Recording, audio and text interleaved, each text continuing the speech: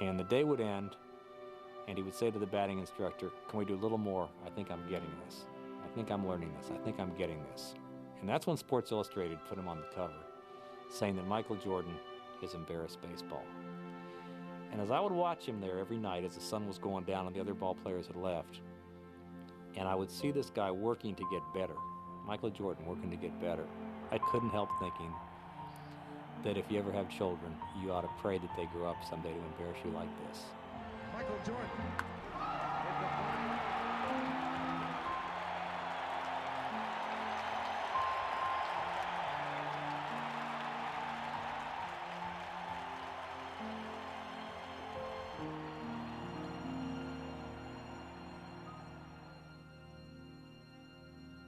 I think that experience itself kind of gave him a blessing of coming back to basketball and understanding the gift that he'd been given for this game that was so special. By the hand of the Almighty, we flowered in this generation, triumphantly. Won't you help to sing these songs of freedom? 'Cause all I ever had.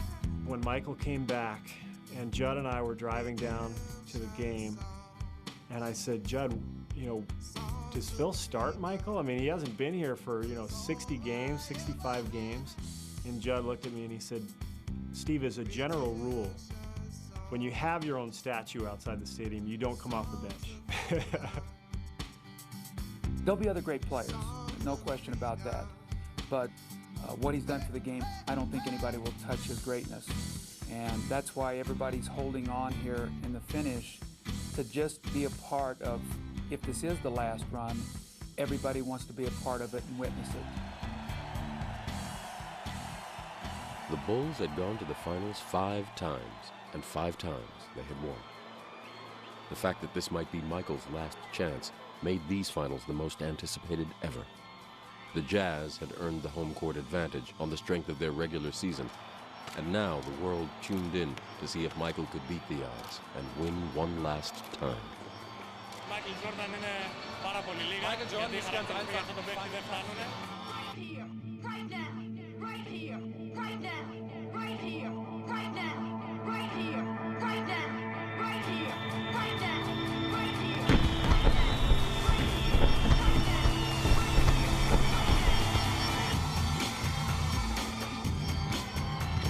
Michael circles, spins, hangs, fires, scores.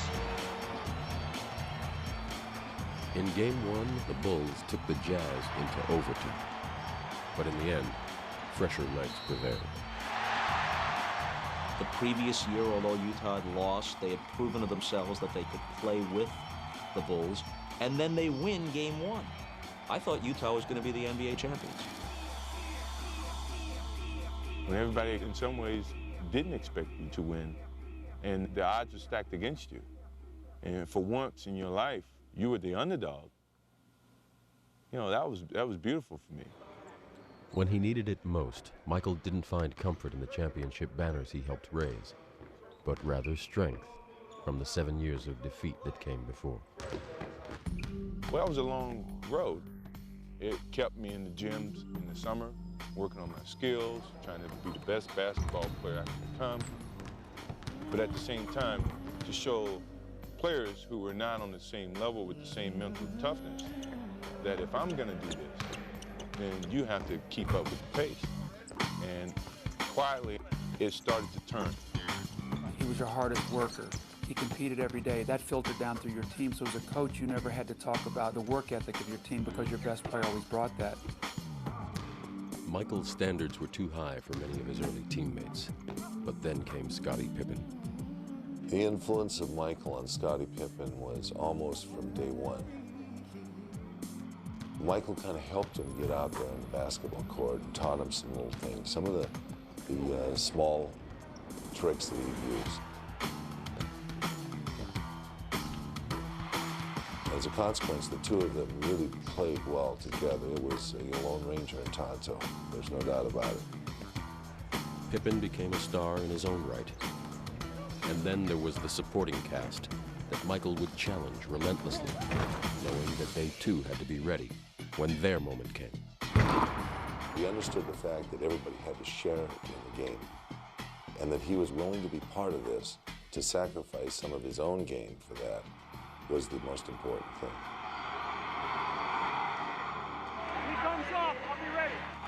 I've gotten a chance to play a lot and play a lot in big games, and I felt the pressure, I think, and didn't perform that well. And I learned how to play with Michael and how to hit big shots and how to relax myself in situations like that. Michael in traffic to Kerr, 15-footer. What a great experience, you know, to go through, not just for basketball, but for the rest of my life, to know that I can face something that's pretty difficult and deal with it. Back in Utah, the buzz was still about the Jazz's series opening victory. But by the time Game 2 had begun, Game 1 was history to Michael and the Bulls.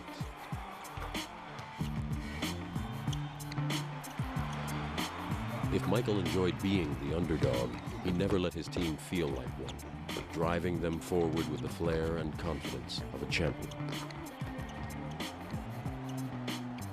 The Bulls won Game 2, and now the series would move to Chicago, tied at 1.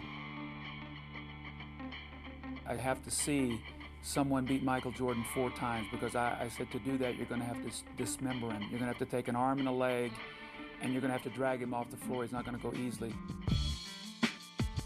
These would be Michael's last games in Chicago, and Game 3 played out like a thank you note to the fans. Welcome to my world, where I feel most at home. Reasons will always change, but the meaning still stays the same.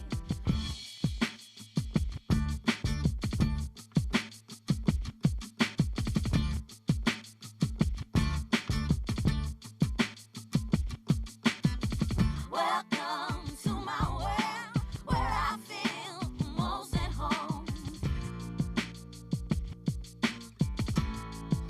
Chicago's 96-54 win in Game 3 was the biggest rout in NBA Finals history. The Bulls were 2 games away from the title. People have said a lot of things about our physical tiredness, but our mental toughness is there, and I don't think that should ever be overlooked. Okay, here we go. After dominating Game 3, the Bulls' physical resilience would be tested in Game 4.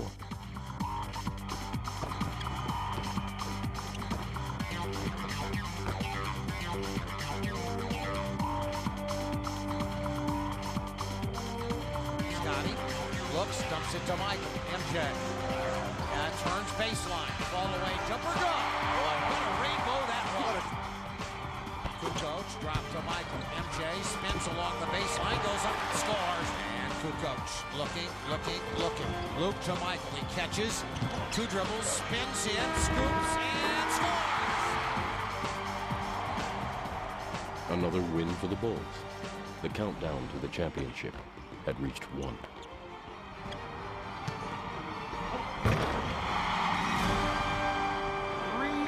Do you still feel like you guys are the underdog?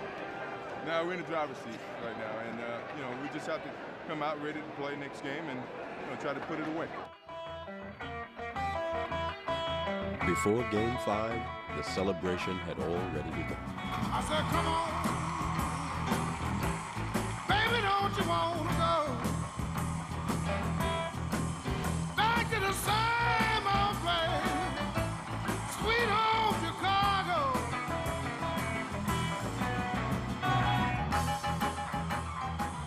Can I ask you, how big does that look on IMAX? Does that look like a gigantic bucket of popcorn on the IMAX screen? It's a whole mountain of it, folks. Not everything. Come on, man. Put everything on the court. For the heart, we lay it on the basketball court. When we come out up the court, we're all celebrating, and Joe's gonna be happy. Let's go, baby.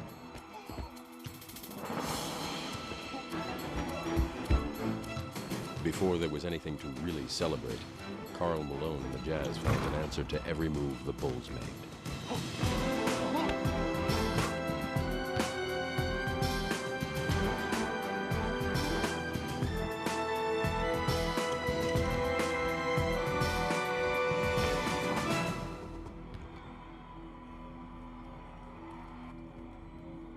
Game 5, the Bulls came up empty, and Michael walked out of the United Center for the last time. Back in Utah for practice the following day, the defeat was already forgotten. For here was another secret to the spell Michael had held over the rest of the league ever since his first championship. Even when the Bulls weren't superior physically, they had a philosophical edge. I think Phil had a lot to do with that, with his Zen practice, his whole emotional approach to a game of basketball. I've experienced a lot of different coaches, but he gave me the understanding about life in a whole different frame. I think his teachings, or the understanding of Zen Buddhism, is how you view yourself to deal with the realities of life surrounding you, and somehow be able to correlate that to a simple game as basketball. This is something that we talked about a lot as a basketball team, is about how to be in the moment, being able to visualize what might happen in those times.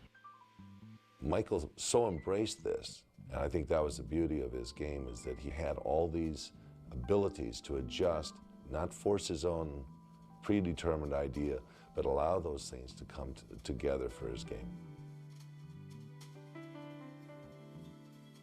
I tend to be calm, things tend to slow down. As I go into situations that people don't know the outcome, I've already experienced them in my mind, just playing tricks with myself. So it didn't seem new to me, and I wasn't afraid